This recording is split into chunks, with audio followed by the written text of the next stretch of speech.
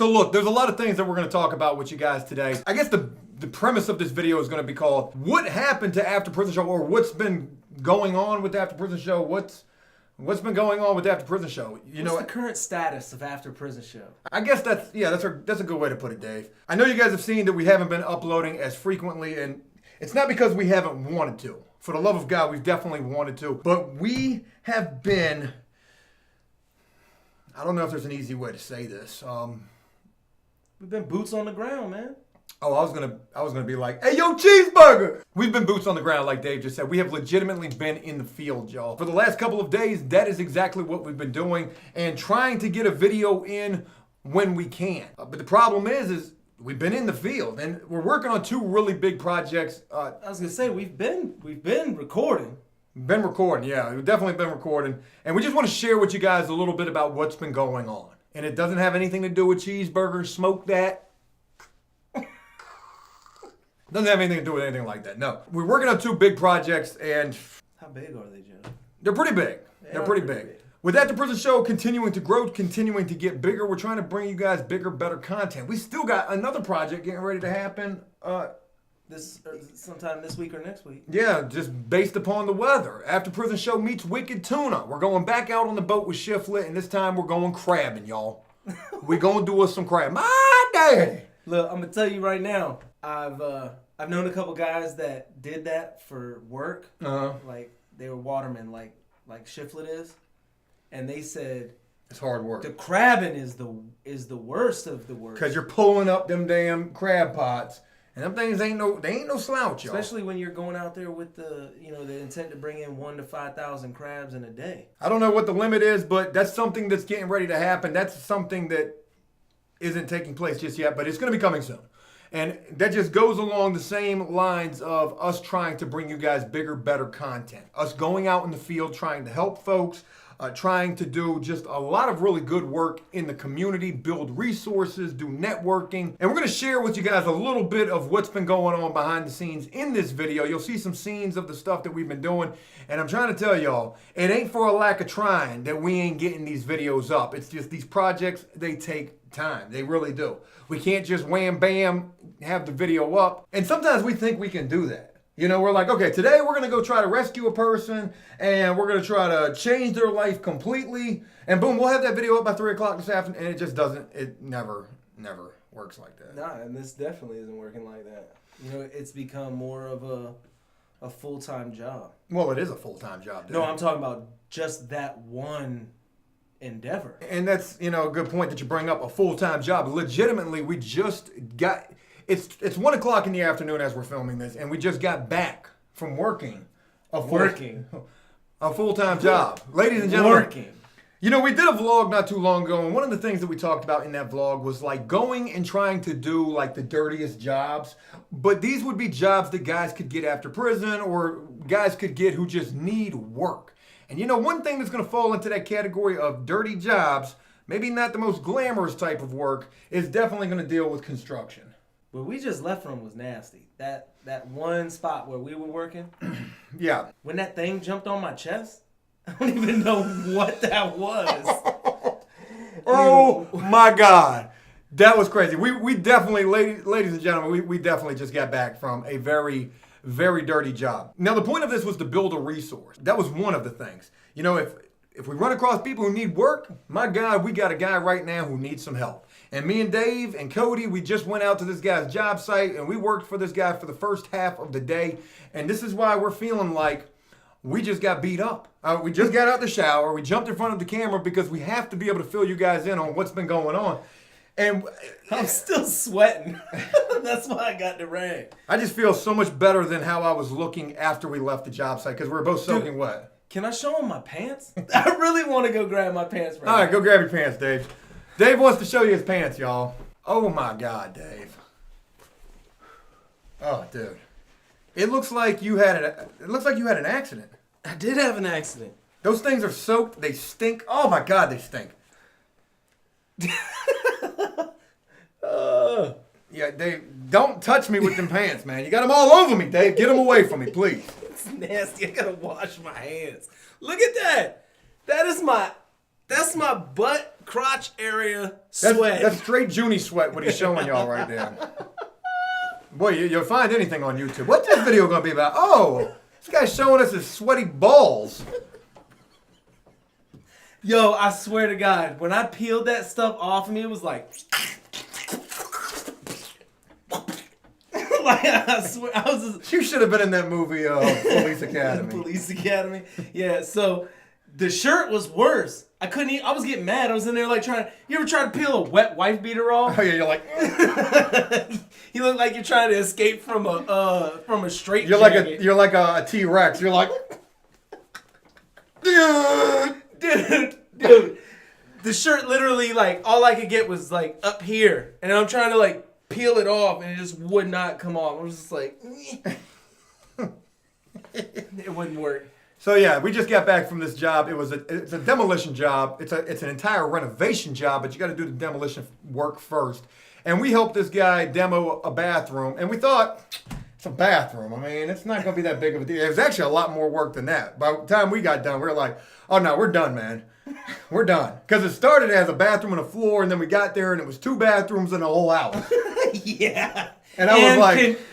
Can you move those cabinets, too? So we went and we did a half day's work working with this guy just to showcase... the type of work that guys can get when coming home. There were some other guys there who, we didn't really get the one guy's story, but the other guy seemed, more willing to talk, even though we didn't feature him that much. But your buddy, the guy who's actually doing this job, he said one really important thing during this filming process. And he said, guys coming home from prison, I'm going to give them a chance. Because they work harder. That's exactly what he said. He said he's got no problem hiring guys coming out of prison.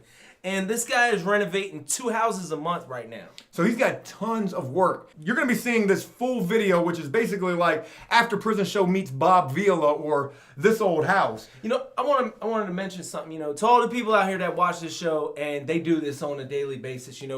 We've been there, we've done that, and kudos to y'all. Y'all work hard, but there's one thing I realized, and I know we only did a half day's worth of work, but it is satisfying. We went out there and we completed that bathroom, to what he wanted. We ripped the drywall all the way up to the ceiling. We knocked out the lights, the vanity, the toilet. We snatched the tub out. We cleared out the closet. We got that work done, and it does feel good. Turn your phone off, Joe. So we went and did that, and that's going to be a huge video you guys are going to be seeing real soon. There's just so much we could talk about with just that alone. It was back-breaking work we did. We went into this thinking, it's not going to be that big of a deal. We did the job, and we worked hard the entire time we were there. Oh, yeah, it was nonstop. Yeah, and by the time we left, we said, hey, look, Sean's the guy who's doing this job. Sean's the guy that has this work. We said we want to be able to potentially bring you guys who need work as well, and he was all about that. He's working with a guy who's buying and selling houses, and there's a potential that After Prison Show is going to try to get into this as well. It's not for a lack of not having the means to do so, because I ain't going to say no more about that, but we could get into that. Who knows? And then maybe we could be the ones on our own just putting guys to work. Yeah. We made one really awesome resource today. We made a contact. Yeah, that's exactly what it is. We solidified a contact with this guy. So that's a really, really positive thing that we did there. And I'm super proud of me and you for going in there, busting our butts like we did, and showcasing that, we're going to work hard, and we're hopeful that the guys that we'll bring to you will work hard as well. So that's that. There's this other project that we've been working on, and this one's probably the bigger of any of the projects. I guess today's thing that we did, the construction demolition job, kind of falls into the same wheelhouse with this other project that we're working on. And what this project is trying to help somebody who, to some degree, doesn't want to be helped. Now, we introduced you guys to Brad last week. We were skeptical of his situation. We were skeptical of him altogether. I made some bad jokes. You made some bad jokes. Brad found out about those bad jokes, and Brad was not happy about those bad jokes. But we moved past that. Yeah, we've moved past that. It's been a rocky little thing that we've been doing with Brad, trying to help this guy get out of the bad situation that he's in. Now, will we be successful with this? I'm going to be completely honest with you. I feel like our chances of success in this situation, some days I feel like they're better than others, and then sometimes I feel like, what are we doing? Yeah, like right now. Yeah, like right now.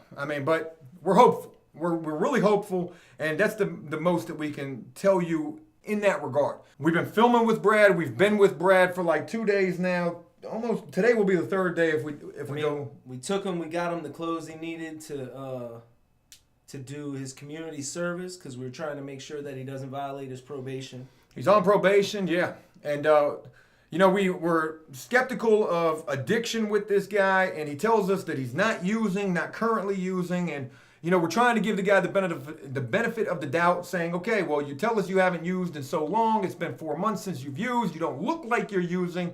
We don't see any indications that you are using. So what's the next thing that we can help you with? And that would be getting him a job and getting him off of the streets. But the guy doesn't have an ID card. He's got a social security card, but he ain't got an ID card, and you're going to need an ID if you're trying to get a job. You're filling out an application, they're going to want to see that ID. They're going to want to see that social security card. They want to make sure that you're not an illegal alien. Or that you're not somebody else who might be running from the law. Who knows? With the fact that this guy only has this social security card, we said, okay, well, you're on probation. What's your probation status like? He says it's okay.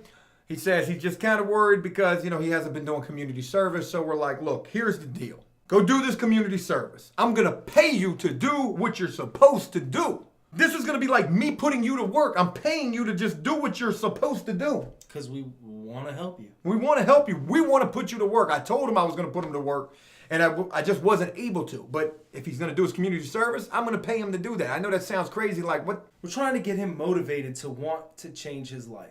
Which is a very hard thing to do because, again, it just brings back the ultimate thing that I was talking about at the beginning. How do you help somebody who, in all likelihood, I don't want to be helped. Probably don't want to be helped. So we've been working with this guy quite a bit behind the scenes, and we've been filming and, really trying to do some good with this guy.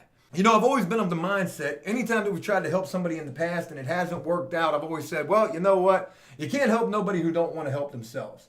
And then taking on this project with Brad, I'm completely contradicting everything that I say, No, you're not. You're learning whether or not he wants the help or not. It'll take a while before the truth comes out because the truth will always come out of a situation. Whether it's going to work or whether it's not going to work for whatever reason. And, we just can't, and this is, being real, because of the fails in the past, the other people that did not want the help, we can't be like, well, I'm not going to help this guy. Because we failed before. Yeah, we just have to continue to do what we're doing, man. I'm going to tell you right now, being in the situations that I've been in, now that I'm good, I look back on the people that really wanted to help me, and I've reached out to them. There was this one guy that, he's part of a church, and I've tried to find him. That man, tried to put me up in a hotel room, really tried to help me do a lot of different things, and, I just used him. And I've tried to look for him on Facebook, and I can't find him, but if you see this, thank you. To some who may be seeing this, it probably seems crazy what we're trying to do, what we're attempting to do, but we're looking for bigger purpose, bigger meaning with After Prison Show. I said this from the very beginning when I first created After Prison Show. I said, if this thing ever got to a point where it could actually do some good and help, well, then that's exactly what I was going to do. And that's exactly what I've been trying to do. But I'm tired of trying. I want to actually be doing. And one thing that we're learning from Brad, one thing that we're learning from going and doing this job, it sounds good. It all sounds good until we actually get inside that bathroom to demolition it, or we get with Brad and we got to deal with... spits on you. Yeah, and then we're sitting in that situation like, oh my God, this ain't going to be as easy as we thought it was going to be. Nothing's ever easy as you think it's going to be. This ain't going to take a little bit of time that we thought it was going to take, and it's actually going to take days or maybe even months. I gotta say something else as well. I've been highly inspired by Netflix as of late. I've been watching a lot of Netflix. I've watched a couple of shows on there that have really inspired me. And I want to talk about these real quick and how these relate to After Prison Show. One was called Evil. No, I'm not gonna bring up that one yet. One was called Evil Genius, which was about this pizza bomber situation. If you haven't seen it, you definitely need to check it out. It's 5 episodes. It took this guy like 10 plus years to complete this series. And it is a super powerful, very interesting, crazy series that is on Netflix right now. No plug intended, but I like it, and I was inspired by it because I see the way that it's put together. I see the time that it took to put this together, and I think to myself, man, After Prison Show could be doing something like that. However, these type of projects, they take, I don't want to spend 10 years on a project, but sometimes these projects, they take a long time. And then moving on, there was another one that I saw that really inspired me as well. And this one, you guys probably have seen it. Maybe you'll want to see it. It's called World's Toughest Prisons. And they've got 2 seasons of this show. The first season, after the first season, the show was canceled. They brought the show back. They got a new host. The guy who hosts this show, his name's Raphael Rowe. I've actually reached out to this guy because this guy's got less followers on Twitter than you do, Dave. And he's hosting this show. I have a decent amount of followers on Twitter, Joe. I'm just using that as an example, man. What, because I don't have Joe amount of followers? I'm not. I don't know if anybody's ever told you this, Dave. Somebody actually tweeted this to me one day. They said, Joe, don't let it go to your head just because you're moderately Twitter famous. I got 16,000 followers on Twitter. I ain't nowhere. Y'all seen Kid Behind the Camera? That dude's got like, Keemstar, them dudes are moderately Twitter famous. Me? Did you just spit on my face? I didn't mean to if I did. But the guy Raphael Rowe, he served 12 years in the UK. Spit on twice today. Once by a sink. You trying to get spit on for a third time? What?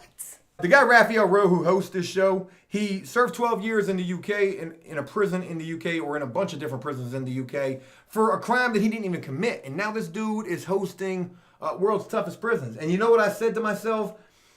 I was so inspired. But I said this to myself when I saw the very first episode. Were you inspired or were you hating? I was hating. I was butthurt. I was a little salty. I said, that should be me doing that. That should be me and Dave going to these World's Toughest Prisons. Dude ain't got but 2,000 followers on Twitter. He ain't even moderately Twitter famous. How you get this gig? He's Netflix famous. He is. And for that, I'm a little jelly. You got a little jelly on your bread? But regardless of how I legitimately feel about the situation, I'm inspired by this too because the way that they film this, these places that they're going, this guy who it should be us, but this guy who's hosting the show. Who's not us. He's talking about like, oh, well, while I was in prison, we never got our hands on any kind of axes. Can you imagine if it was After Prison Show doing this? I don't mention that for anything other than a laugh from you guys. And Raphael Rowe, if you do see this video, I want you to know I reached out to you on Twitter. Still waiting for that response, buddy. Still waiting for it. I want to say this, and I know Dave feels the same way. We appreciate all of the love and support that you guys constantly have for After Prison Show. And it's bigger and better things, more positive things that we're not only trying to bring to After Prison Show, we're also trying to bring to this platform. And who knows? Maybe even the world, Craig. Sort of like, what are we going to do tonight, Pinky? You don't know? I'm talking about top flight security of the world. I was talking about Pinky and the Brain. Yeah, we totally... Hey, look, that's it. I hope you guys enjoyed this video, and if you did so, please leave a like and a comment letting us know exactly what you thought about it. As always, until next time, enjoy life, the free world, never take a moment for granted, and make the most of every day.